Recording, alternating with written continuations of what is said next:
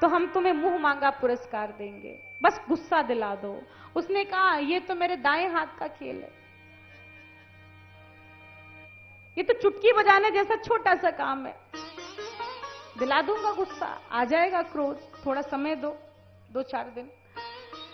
संत एकनाथ जी ब्रह्म मुहूर्त में जागकर, ब्रह्म मुहूर्त में जागते थे, और ब्रह्म मुहूर्त में जागकर संत एकनाथ जी नित्य स्नान करने के लिए जाते थे, नित्य स्नान करने को जाते थे। कहां जाते थे? गोदावरी नदी के तट पर। आज एकादशी का दिन था, प्रातः काल सवेरे उठ गए, और ये जो यवन दुष्ट था, ये ढेर सारा कचरा, ध्यान से सुनना, बड़ा ज्ञान उपदेशक प्रसंग है, आप सबके जीवन के लाभ की बात है। उस युवक ने, दुष्ट युवक ने ढेर सारा कचरा उठाया, और उठाकर वृक्ष के ऊपर चढ़कर शाखाओं में, पत्तियों में ढककर अपने को छिपा लिया कि कहीं उनकी दृष्टि ना पड़ जाए। और संत एकनाथ जी जैसे ही स्नान करके आए तो उनके ऊपर सारा कूड़ा कचरा सब फेंक दिया। संत एकनाथ जी महाराज को लगा कि कोई पक्षी रहा होगा, ऊपर कचरा वचड़ा उड़े होंगे, तो पक्षियों के कारण कचरा नीचे गिर गया होगा। तो अपने उत्तरीय को झाड़ा एकनाथ जी महाराज ने, और उत्तरीय को झाड़कर स्नान करने के लिए पुनः गोदावरी के तट पर गए, पुनः स्नान किए, डुबकी लगाए, और जैसे ही उस स्थान पर पहुंचे जहां वो दुष्ट बैठा था वृक्ष के ऊपर,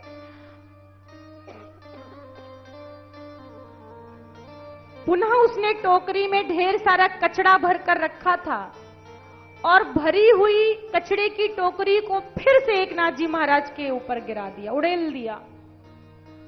एकनाथ जी महाराज के चेहरे पर इतना भी क्रोध नहीं आया, मुस्कुरा रहे हैं, और बिना कुछ कहे पुनः चले गए स्नान करने के लिए, पुनः गए स्नान करने। ऐसा करते करते बंधुओं 107 बार उस दुष्ट युवक ने कचरा फेंका, 107 बार, 107 बार फेंका।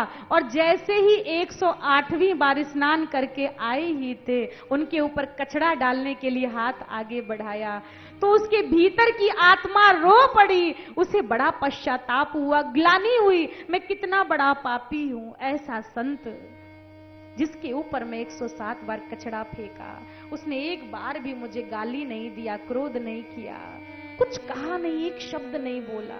ऐसे महान संत का मैंने अपराध किया। वृक्ष के ऊपर से धड़ाम से उस संत के चरणों में गिर पड़े, चरण पकड़कर लिपट लिपट कर रोने लगे, फफक फफक कर आंसू बहने लगा, क्षमा मांगने लगे। वो दुष्ट युवक क्षमा मांगने लगा, क्षमा कर दीजिए महात्मन, आप जैसे संत विरले होते हैं, और हमारे जैसा पापी जीव भरा आप जैसे संतों को कैसे समझ सके, क्षमा करिए, मेरे कारण आपको इतना कष्ट उठाना पड़ा, मैं बड़ा पापी हूं।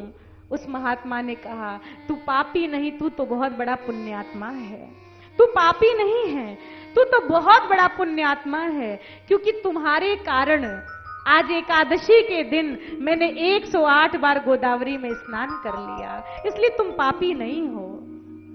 अपने मन से तो मैं शायद स्नान करने नहीं जाता 108 बार, लेकिन तुमने कचरा फेंका, तुम्हारा कचरा फेंकना मेरे लिए मंगलकारी बन गया, तुम्हारा कचरा फेंकना मेरे लिए मेरे जीवन का बहुत बड़ा शुभ फल प्रकट हो गया कि आज एकादशी के दिन 108 बार मुझे स्नान करने का सौभाग्य मिला।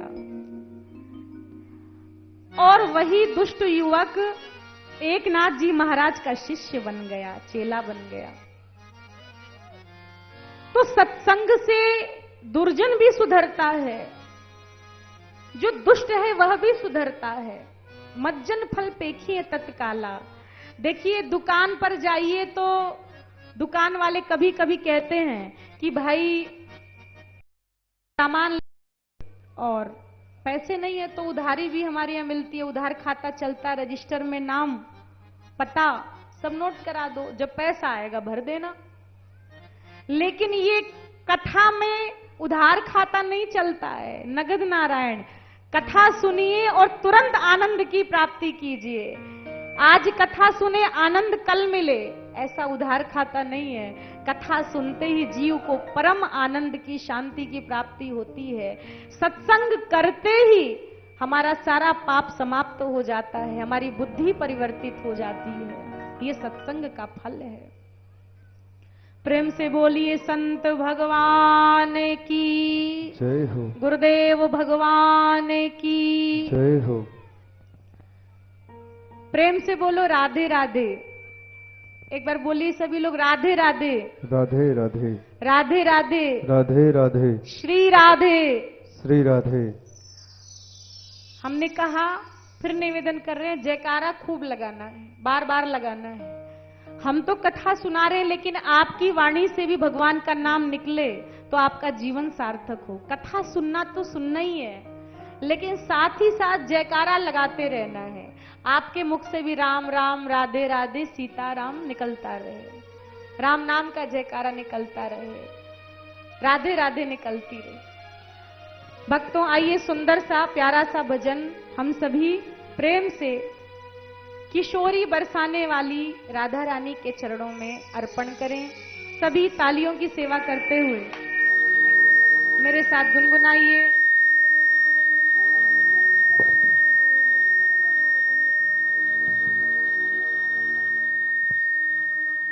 करुणामय कृपा कीजिए श्री राधे, करुणामय कृपा कीजिए श्री राधे, करुणामय कृपा कीजिए श्री राधे, करुणामय कृपा कीजिए श्री राधे, करुणामय कृपा कीजिए श्री राधे, करुणामय कृपा कीजिए करुणामय कृपा कीजिए श्री राधे, करुणामय कृपा कीजिए श्री राधे, करुणामय कृपा कीजिए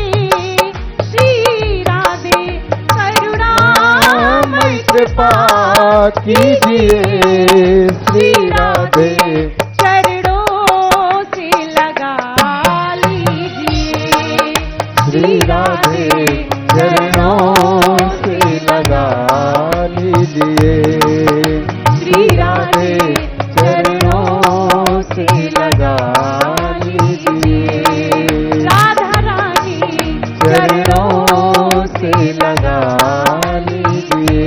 दोनों हाथ ऊपर उठा के, जय राधा राधा श्री राधा, जय राधा राधा श्री राधा, जय राधा राधा श्री राधा, जय राधा राधा श्री राधा, जय राधा राधा श्री राधा, जय राधा राधा श्री राधा, जय राधा राधा श्री राधा, जय राधा राधा श्री श्री राधा। राधे।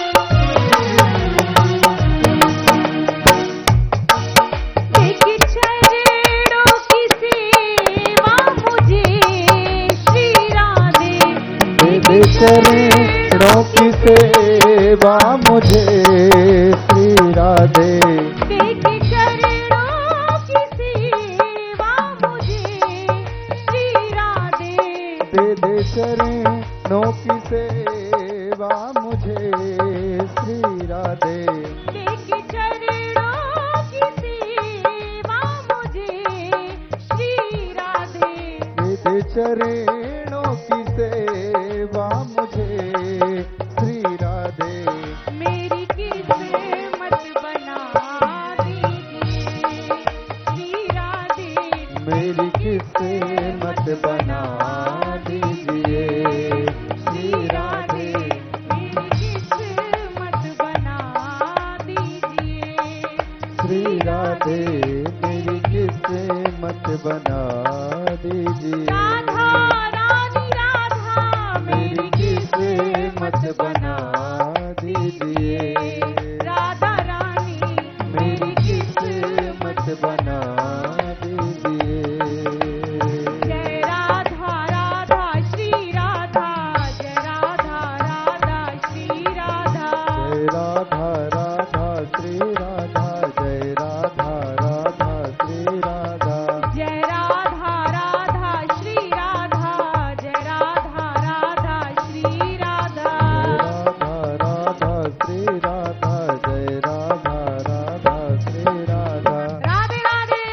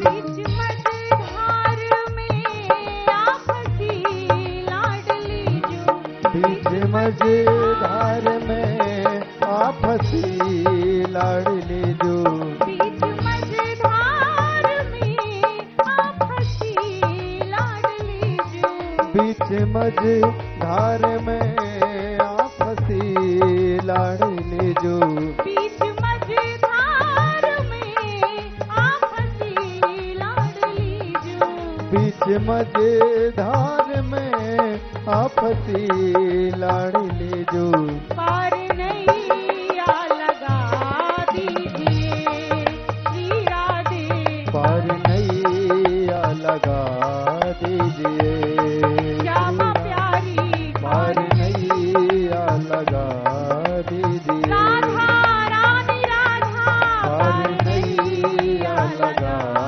दीजिए श्यामा प्यारी पार नैया लगा दीजिए जय राधा राधा श्री राधा जय राधा राधा श्री राधा जय राधा राधा श्री राधा जय राधा राधा श्री राधा जय राधा राधा श्री राधा जय राधा राधा श्री राधा राधा राधा श्री राधा जय राधा राधा श्री राधा जय राधा राधा श्री राधा जय राधा राधा श्री राधा जय राधा राधा श्री राधा जय राधा राधा श्री राधा राधे राधे।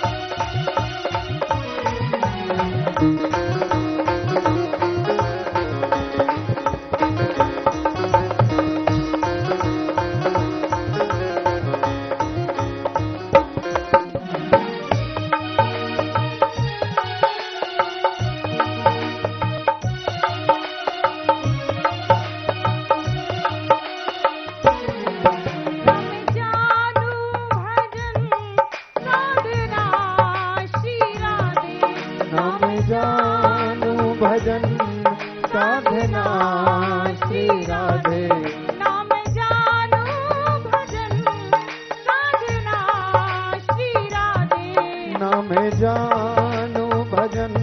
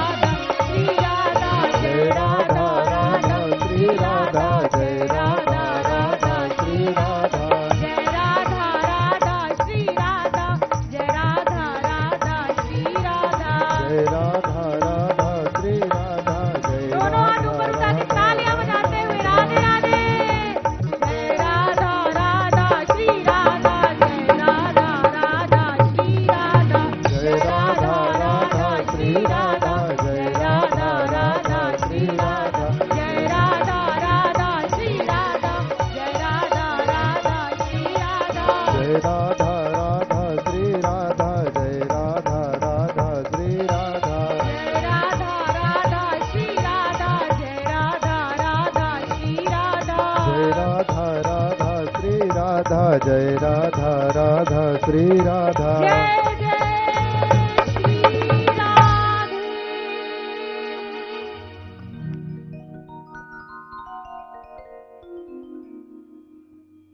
भक्तों, आप सभी बड़े ही प्रेम पूर्वक बैठकर यहाँ कथा का रसपान कर रहे हैं, अमृतपान कर रहे हैं। ऐसे ही मेरे साथ मीठी मीठी तालियां बजाकर, भजन गाकर भगवान की पावन राम कथा का रसपान हम लोग 9 दिन तक अनवरत ऐसे ही कथा श्रवण करेंगे। आइए आगे की कथा तन्मय होकर बड़े ही भाव से श्रवण करें।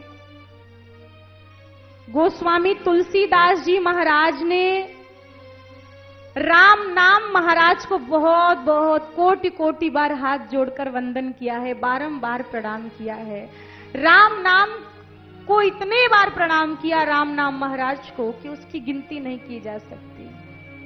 बारंबार शीश झुकाया राम नाम महाराज के चरणों में। भक्तों, भगवान के नाम की क्या महिमा है, आइए आपको प्रेम पूर्वक हम श्रवण कराएं। प्रथम दिन कथा में महात्म्य ही श्रवण कराया जाता है। प्रायः कथाओं का जो क्रम है वह कुछ ऐसा ही कि प्रथम दिन भगवान के कथा के महात्म्य को, नाम के महात्म्य को वक्ता श्रवण कराते हैं, जिससे आपको इस कथा के महात्म्य का बोध हो जाए, महिमा पता चले। क्योंकि जब महिमा का बोध होता है कि वस्तु कितनी कीमती है तो उसे हम संभाल कर तिजोरी में छिपा कर रखते हैं। चाबी लगाकर चाबी भी संभाल कर रखते हैं कि कोई चोर न चुरा ले या घर का कोई बिना पूछे ना सामान निकाल ले। सोना चांदी, गले का हार, अंगूठी हीरे की ऐसे फेंकी नहीं जाती, उसे तिजोरी में छिपा कर रखती हैं माताएं। घर के जो मुखिया हैं या माताएं हैं रखते हैं, और चाबी भी संभाल कर रखी जाती है। तो कथा को भी बहुत ध्यान पूर्वक श्रवण करना चाहिए और श्रवण करके इसे अपने हृदय रूपी तिजोरी में बंद कर देना चाहिए। और कब निकालना चाहिए? इसका आचरण करते समय निकालना चाहिए, इसे अपने आचरण में प्रयोग करना चाहिए।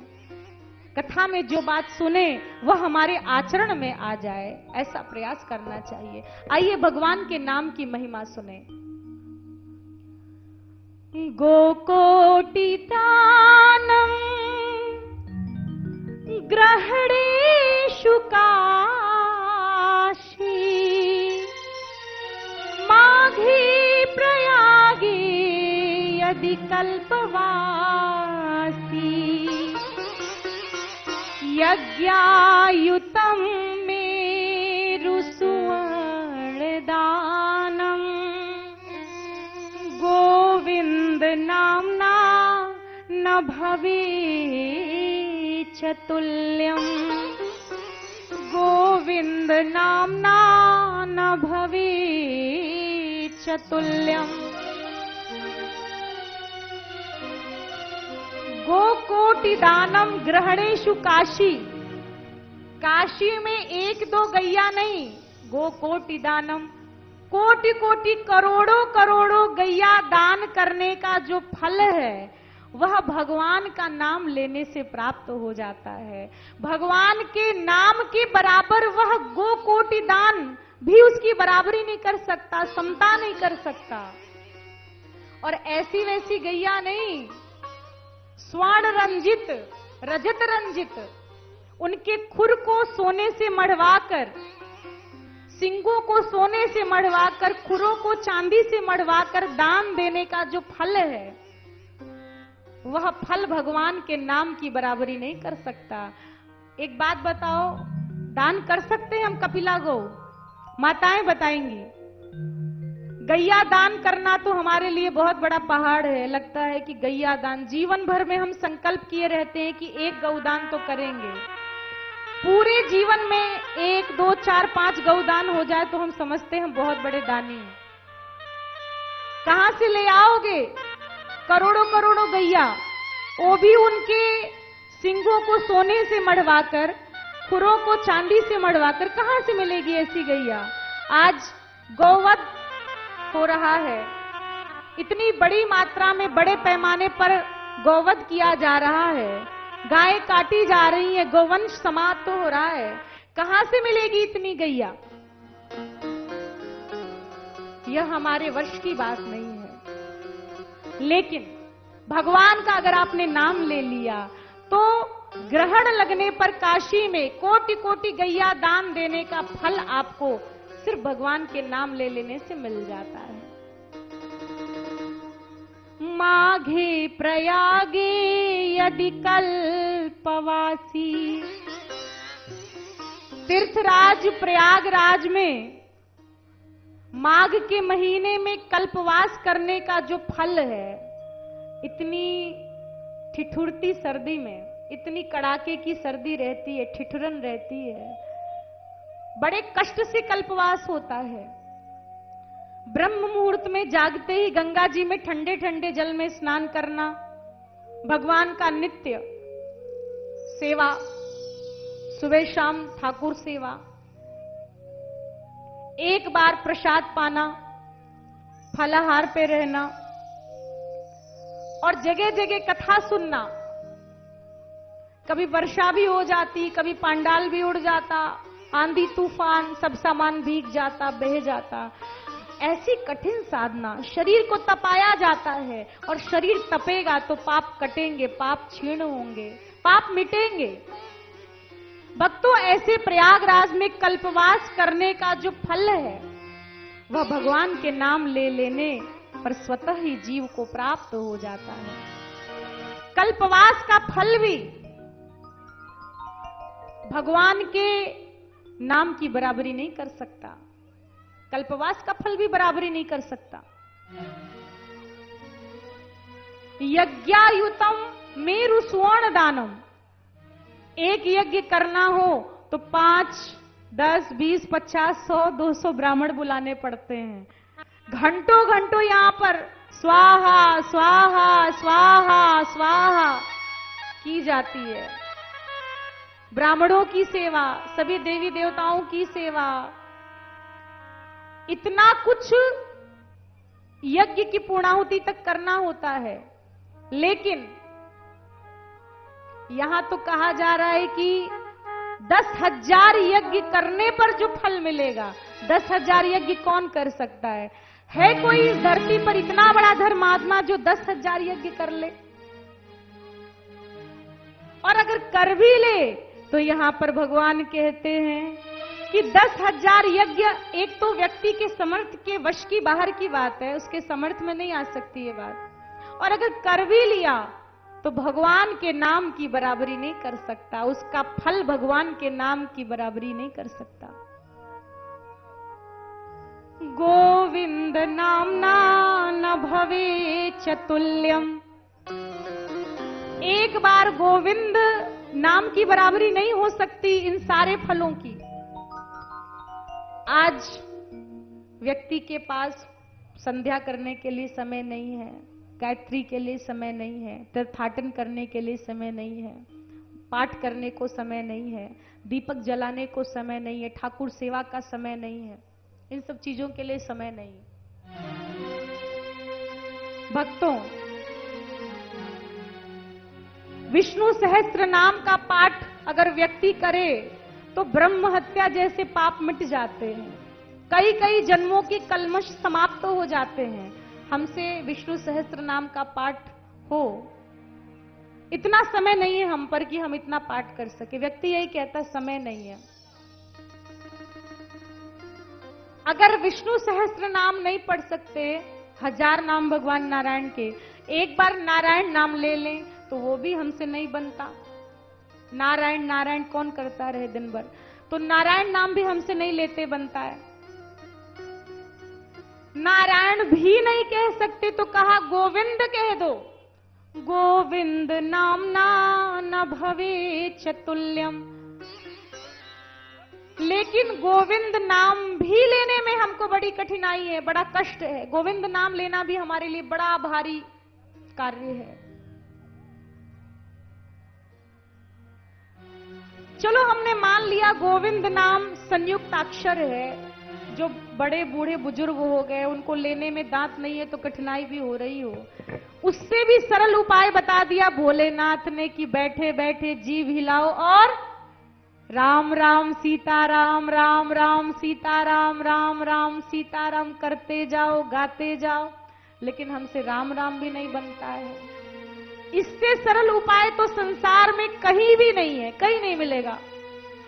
राम नाम से सरल उपाय पूरे संसार में कहीं नहीं मिलेगा। और जो राम राम नहीं कर सकता, उसके लिए इससे सुगम साधन दुनिया में कोई नहीं है। प्रेम से बोलिए राम नाम महाराज की जय हो, राजा रामचंद्र भगवान की जय हो। भक्तों, भगवान के नाम का जिसने भी आश्रय लिया वह तर गया। अजामिल की कथा तो आपने सुनी है कई बार, भागवत में हमेशा दृष्टांत आता है, आपको सुनाया जाता है। अजामिल जैसा पापी, जीवन भर कुकर्म करने वाला, ऐसा अजामिल अंत समय में जब मृत्यु आई, यमराज के दूत लेने के लिए आए तो घबराया और भय के मारे चिल्ला उठा। अपने छोटे बेटे को पुकारा, जिससे बड़ा स्नेह था, प्रेम था, लाडला था। बेटे नारायण बचाओ, बेटे नारायण बचाओ, देखो देखो देखो, ये भयंकर यमदूत मुझे अपने साथ ले जा रहे हैं। बेटे, मैं तुम्हारे बिना नहीं रह सकता, ये लोग मुझे अपने साथ ले जा रहे हैं। बेटे, मेरे पास आओ।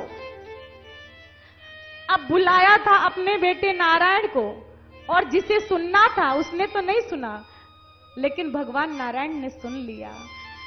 शेष शैया पर पौड़े हुए नारायण के चरणों की सेवा कर रही लक्ष्मी माता सुंदर सुंदर सुकोमल कर कमलों से चरण दबा रही थी। इतने में नारायण भगवान सहसा बैठ गए। कहते हैं, देवी छोड़ो, मेरा भक्त मुझे पुकार रहा है। माता ने कहा कि प्रभु, इस समय तो आपका कोई भक्त नहीं पुकारा, कौन है जिसने आपको पुकारा? ये अजामिल तो बहुत बड़ा पापी है, इसे आप अपना भक्त कहते हैं। भगवान ने कहा, जीव पापी तब तक ही रहता है जब तक मेरे नाम का आश्रय नहीं लेता। मेरे नाम का आश्रय लेते ही पापी से पापी महापापी भी परम पावन बन जाता है, फिर वह पापी नहीं रह जाता। अब ये मेरा भक्त हो गया, ये पुण्यात्मा हो गया, इसके पाप भस्मीभूत हो गए। और भगवान ने अपने पार्षदों को बुलाया, पार्षदों शीघ्रता करो, जाओ और जा करके जल्दी से अजामिल